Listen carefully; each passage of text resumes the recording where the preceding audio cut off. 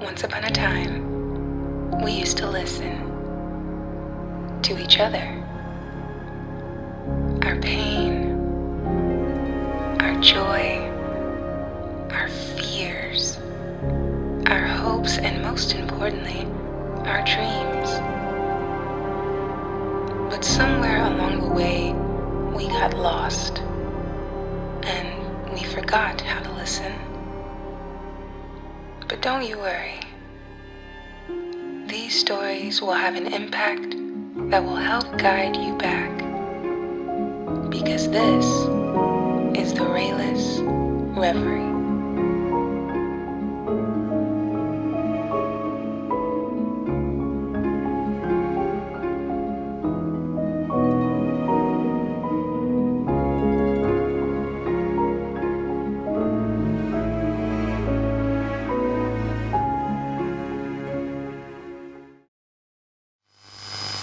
Очень сильный упал.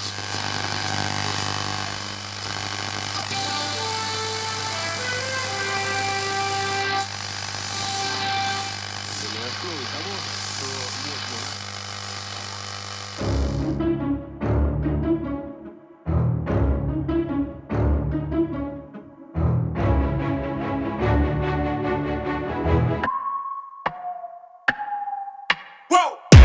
Who knew I would make it this far? They hated, they never believe me.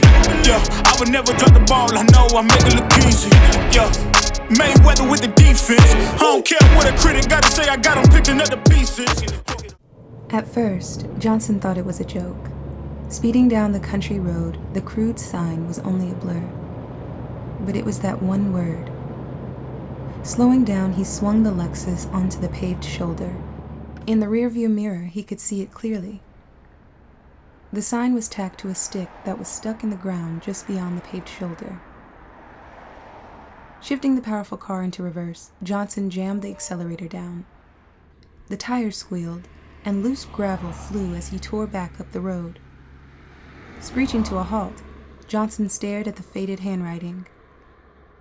Ellsworth's famous Spider Petting Zoo, 5 miles, next right. Spiders fascinated Johnson. One summer, when he was 8, a large gold and black spider had taken up residence underneath the shingles by the back door. Every morning, Johnson would gather up ants in a jar from the nest in the scrubby woods behind his house. One by one, he would drop the wriggling insects into the web. With lightning speed, the spider would spring from her hiding place and race towards the victim. Sinking her fangs into the ant, she would retreat, waiting for the poison to take effect. When the ant slowly stopped struggling, she would climb back down and delicately wrap her prey in a white shroud. This continued until one day his mother caught him. "What a cruel little boy you are!" she scolded between clenched teeth as she pummeled his backside. He could still feel the shame of being spanked. Years later, in a rare moment of remorse, Johnson wondered what it was like for the ant. Trapped, helpless, waiting for the spider to return. Did they know fear or horror? Or was that something only humans experienced? The insect brain was too small, he told himself. Or so he hoped. 5 miles, thought Johnson. This side trip might only add another half hour or so to his journey. He would still have time once he got to his motel to have a shower. The dinner meeting with the buyer from the supermarket chain wasn't until 6 o'clock, and it was only 4 now. Coasting forward, Johnson scanned the road looking for the turnoff. About 100 yards ahead, he saw a lane that intersected with the highway. Flicking on his turn signal, he shot a quick glance at his watch. "If I don't find it in 15 minutes, he promised himself, I'll turn back." Accelerating smoothly, he turned onto a well-paved secondary road with deep ditches on either side. Punching the buttons on the CD player, he stretched his arms, settling back into the soft leather seat. As the throbbing beat of Queen filled the Lexus, his mood lightened. An unexpected adventure in an otherwise boring day. Johnson hated his job. Endless meetings with bad food and balding buyers. Too many drinks and too many hangovers. He was packing on the pounds, too. I have to get back to the gym, he reminded himself. The only redeeming feature of his job was that he was good at it. Top sales rep for the last 3 years. I should have been an actor, he told himself. Instead, I'm selling toilet paper and tampons to these turkeys.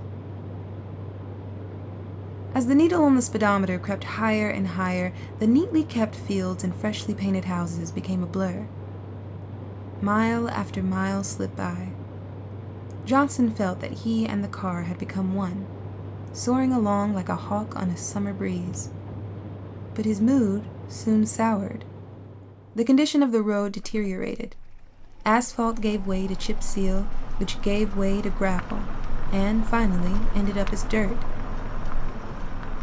Johnson jumped on the brake when a huge pothole emerged in the center of the road. Cursing the delay, he checked his watch again. It was almost 5. The long drive down the country road had dulled his sense of time. I better turn around, he cautioned himself. As he studied the road ahead, looking for a safe place to make a U-turn, he saw it. An old farmhouse set back from the road. If it hadn't been for the pothole, he would have missed it completely. By the mailbox, a freshly painted sign read, Ellsworth's famous spider petting zoo, open year-round, all visitors welcome. This must be the place, he concluded. Carefully turning up the heavily rutted lane, Johnson wondered what he would find. Perhaps one of the locals playing a joke on the tourist, he mused. Tall grass slapped at the bottom of the car, and rusted barbed wire clung to rotted posts that ran alongside the lane. In the untilled fields, scrubby bushes had sprung up like mushrooms. Johnson tried to imagine what the farm looked like in better days, but it was impossible. When he reached the top of the hill, the farmhouse looked even more decrepit. Blistered paint hung from the wooden shingles, and there was a disturbing sag in the middle of the roof. What once had been the side garden was now occupied by tall thistles, and a mass of tangled timbers indicated the former site of the main barn. Except for the grass still being intact in the windows, the house looked abandoned. Where is everybody? Thought Johnson. In a response to his question, an old woman dressed in a black skirt and a woolen sweater stepped out the side door. She was gnarled and withered like the lone apple tree that stood in the yard. Johnson guessed she must have been at least 70, maybe even 80 years old. "What do you want?" she spat. Turning off the CD player and rolling down the car window, he replied, "Is this the petting zoo?" "That's what the sign says, don't it?" Ignoring her rudeness, Johnson continued, "Are you open?" "I'll get Jake. He out back chopping wood." He watched as she shuffled down a dirt path and disappeared around a corner of the house. Charming, thought Johnson. Opening the car door, he stepped out. Despite the poverty, the farm had a certain rustic appeal which reminded him of the house that he grew up in the country. But there was something odd, something missing. Where are the flies? Thought Johnson. On most farms, the low buzz of the black swarms was constant. But here, there was none. Except for the moaning of the wind, it was quiet. Perhaps it was the lack of animals, he thought. Or maybe it was the stiff breeze at the top of the hill that kept them at bay. Glancing at his watch, he frowned. It was after 5 o'clock. If he did not get back on the road soon, he would be late for his appointment. Either that, or skip a shower. After driving all day, Johnson did not want to skip the soothing ritual. Taking one last look around, he reached for the handle of the car door. Just then, the old woman reappeared, and behind her, an even more wizened-up old man wearing faded blue overalls and a nicotine-stained undershirt. Stopping at the corner of the house, the old man spat out a long jet of chewing tobacco on the ground. Wiping his mouth with the back of his hand, he paused momentarily to study Johnson. Speaking to the old woman, he said in a low tone, "Thought I heard a car come up." "Wants to see your spiders," she said before she turned away and went back into the farmhouse, letting the screen door slam behind her. "You want to see my spiders, young fella?" "Sure, if you're open. How much?" Looking over the Lexus, he scratched his ruddy face and said, $50. 50? That's ridiculous. Shrugging his shoulders, the old man said, "Take it or leave it. I got work to do." Then he spat out another long jet of chewing tobacco and turned to go. I can't leave now after coming all this way, thought Johnson. Taking another quick glance at his watch, he said irritably, All right. But this better be good." The old man smirked and licked his lips as Johnson whipped out a crisp $50 bill from his wallet. Johnson did not like the old man's greedy look and hastily shoved his wallet back in his pants pocket. "Thanks," said the old man sarcastically, snatching the bill from Johnson's hand. Looking over it carefully, he folded it up neatly, stuck it in his pocket, and said, "Follow me." The old man led Johnson down an overgrown path to a shed at the back of the farmhouse. Inside, the dim glow of fluorescent tubes highlighted the dozen plywood shelves that ran along the walls. In contrast to the rest of the farm, the shed was neat, almost antiseptic in appearance. Sitting on the shelf was a glass terrarium filled with twigs and rocks. In the case closest to Johnson, a small garden spider was spinning a web in the corner. "That's an orb spider," said the old man. "I know," said Johnson, annoyed by the interruption. "You know spiders?" A bit," replied Johnson. I used to study them when I was a kid." "I bet you're the type that like to feed 'em, eh? Catch bugs, drop 'em in, see what happens. Fun, ain't it?" Suddenly, Johnson was uncomfortable. How did he guess my secret, he wondered. Johnson felt the warm rush of blood to his neck and ears as he started to blush. "No need to be ashamed, young fella. All kids do it. It's natural." Trying to change the topic, Johnson asked, "You been at this long? Keeping spiders?" "Yeah, I've been at it a while. Most folks are scared of spiders. Not me. Me and spiders get along real good." Johnson turned back to watch a large black spider in another case, sucking up the half-digested slurry of its last victim. Trying to be polite, Johnson asked, "Bet you don't get many visitors here, being so far from the highway." "Don't need 'em," said the old man. "This is just a sideline." Pausing for effect, he added, I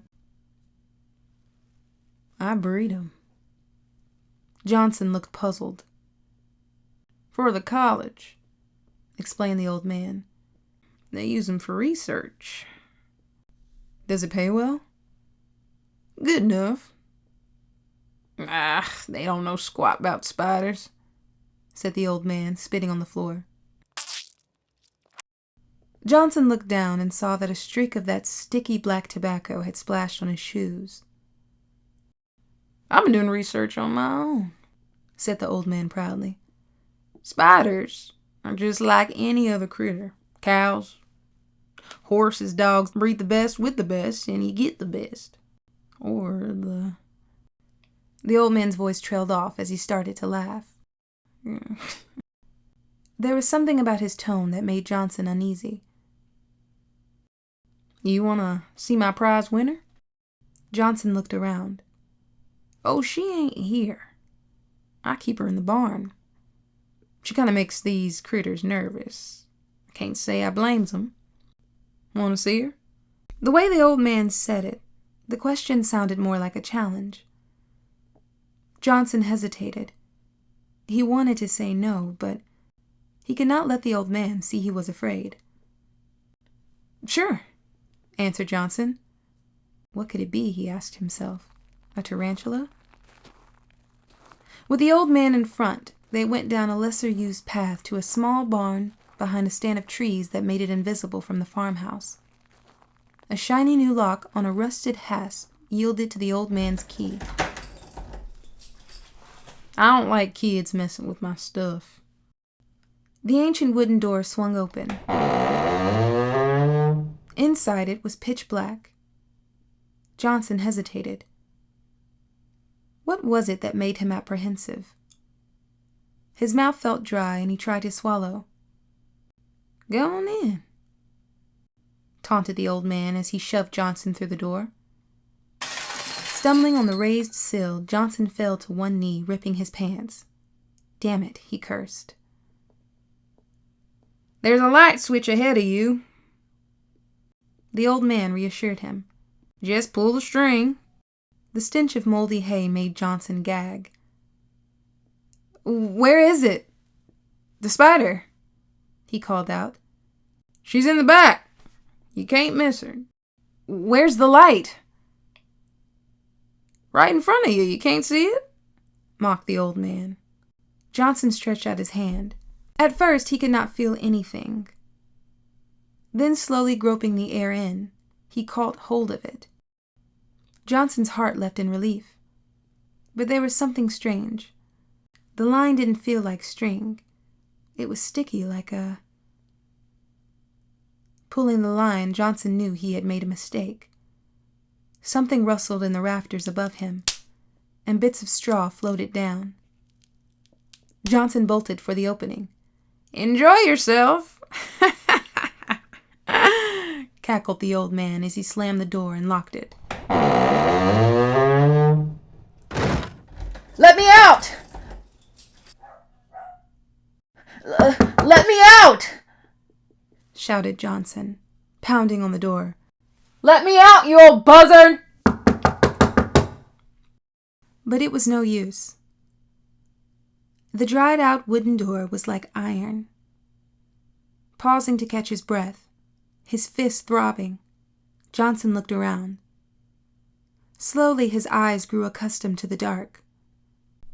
What appeared to be a black chasm was in fact the side entrance to the barn. There must be another way out, he thought, but where? In the gloom, he could see that beyond the entryway there was a large open space, and beyond that a boarded-up window through which thin shafts of sunlight streamed. Great. All I have to do is get across the barn, pull off one or two of those boards, and climb out, thought Johnson. Then I'll show that old man. $50. He'll wish I had never stopped. Then he heard another rustle overhead, and more straw floated down. Who is it? Who's there? He called out. I bet it's the old man, thought Johnson. He thinks he's going to scare me. Sure, you keep that up, old man, Johnson called out again. Let's see how much laughing you do when I bash your face in. But first, I've got to get to that window. Be careful, he cautioned himself. This barn must be full of junk. Don't want to fall down and get hurt. Despite the heat in the barn, he shivered. Licking the sweat off his upper lip, Johnson slowly picked his way across the wide wooden-planked barn floor, being careful not to trip. Shadows of old machinery and tools loomed around him. A leather harness that hung from the wall looked like a hangman's noose. There was a peculiar smell, too. It reminded him of a package of chicken that he once left in the trunk of his car on a hot summer day. It was the sticky, sweet scent of rotting meat. Oh, gross, muttered Johnson. There's a dead animal in here. In less than a minute, he had crossed the barn and was standing in front of the boarded-up window. Blocking his exit were 3 boards nailed haphazardly into the frame. Either the old man was too weak or too lazy to drive them all the way in, concluded Johnson. I can probably pull them off with my bare hands. He smiled triumphantly. The first board was half rotten and fell apart in his hands. Light steamed in as it came away from the frame. Then he shifted his attention to the second one, the board in the middle. If he could get this one off, he could easily climb out. But this board wouldn't be so easy. It was like the old door of the barn, dried out and as tough as steel. Gripping the board with both hands, he began pulling. The nails squealed in protest, and the board started to move. "Only a little bit further," grunted Johnson. The thought of throttling the old man excited him. Just a bit further. Another half-inch. He could almost feel his fingers closing around the old man's scrawny neck, the eyes bulging, the tongue sticking out. Another half-inch. Then it stopped. Desperately, Johnson yanked at the board, but it was no use. It would not yield. "I need more leverage," he said to himself. Balancing on one foot, he braced his other against the window frame and started pulling again. The muscles in his forearms and back bulged as he strained against the board. Sweat rolled down his forehead and into his eyes. "Come on," he pleaded with the wood. "Come on." In his frustration, Johnson did not hear the soft tap, tap, tap on the floor behind him. Tap, tap, tap. Like a blind man with his cane. Tap, tap, tap. Then it was too late. It struck. The force of the attack rammed his face first up against the wall, knocking the wind out of him. Warm blood trickled from his nose and ran down his cheek. What was that? Turning around slowly, he could see, in the light from the window, his attacker. It was crouched inside an empty stall along the opposite wall. The legs tensed, ready to spring. It was a spider. No doubt one of the old man's experiments. But this was no ordinary spider. It was huge, about the size of a pit bull, with legs that extended out 3 or 4 feet on either side. Its eyes stared coldly at him. Johnson did a quick tally of his injuries. Except for his bloody nose, he was unharmed. Perhaps the large size of the creature made it difficult for it to mount an attack, he conjectured. Possibly it did not even recognize him as prey. Spiders normally eat moths and insects, he reminded himself, not human beings. When he was a kid, Johnson liked to throw twigs into a web just to see the spider's reaction. Invariably, after pouncing on the object, the spider would pluck it out of the web, turn it over, and drop it on the ground. Johnson hoped this spider would show the same lack of interest. From its vantage point at the other end of the barn, the creature seemed puzzled, unsure of itself. Spiders are cautious, he told himself. It's waiting for me to make the next move. Although every fiber in his body screamed run, his brain told him to stay. The spider was too big and too fast to outrun. I need a weapon, he told himself. Quickly looking about, he saw the rotten board from the window lying at his feet. It was about 2 feet long with a jagged point at one end. It'll have to do. Slowly, he bent down to pick it up. The spider crouched low like a sprinter, ready to strike again. Johnson froze, his fingers only inches from the board. Easy, girl, he whispered softly. Easy. The spider relaxed, but not completely. Deliberately, it began to move forward. Tap, tap, tap. Johnson was amazed by the creature's grace. Like a ballerina tiptoeing in from the darkened wings of a theater, it was a marvel of beauty and design. The body, covered by fine gray hair, had the look of velvet, while the 8 legs that extended from the thorax provided speed and balance. As it approached Johnson, the spider carefully extended one foreleg towards him. Johnson quickly knocked it away with his hand. The creature stopped and cocked its plate-sized head to one side. The 8 eyes looked like black fists. Then the leg came forward again. At the tip, Johnson could see the spike-like claw for catching prey. It touched his left shoulder.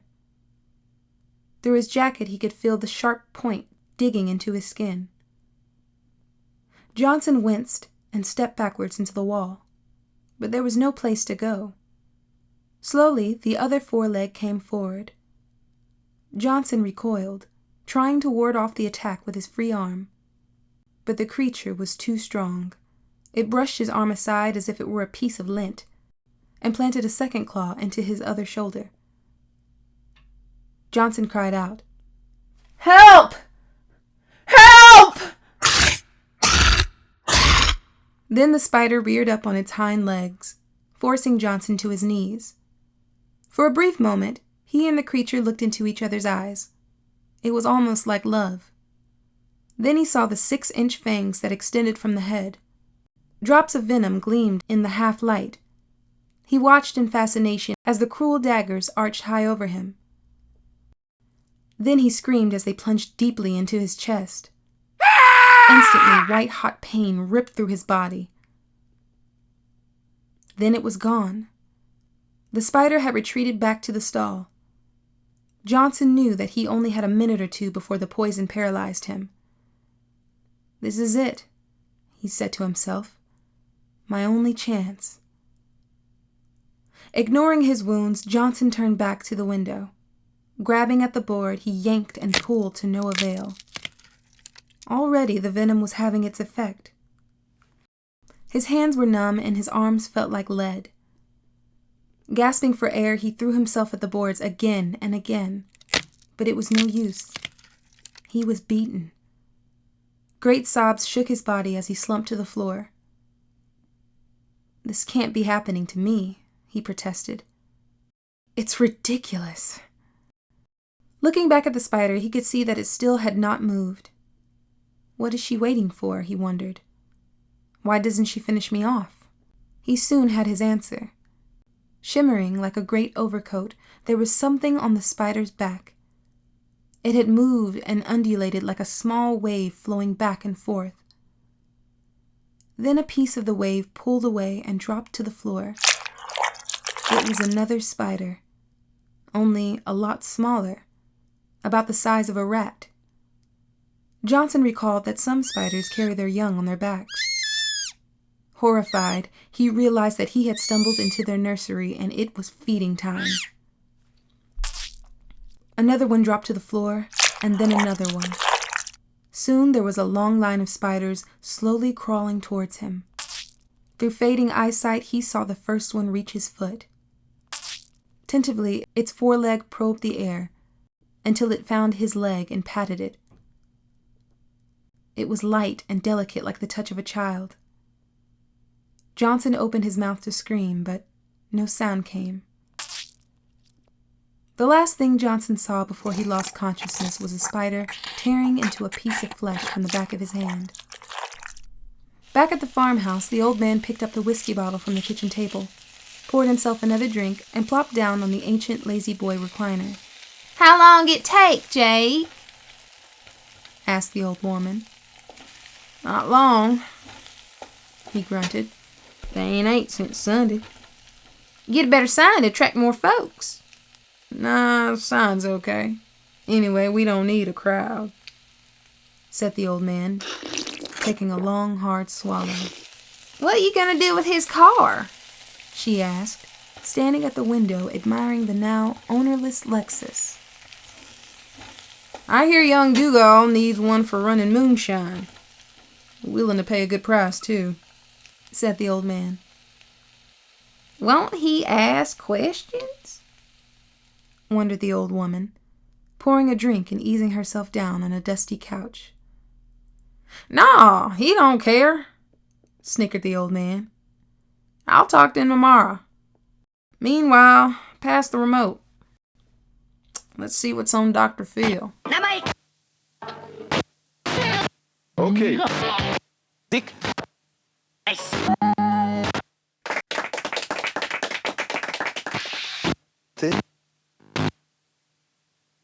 Stay tuned. We'll be right back.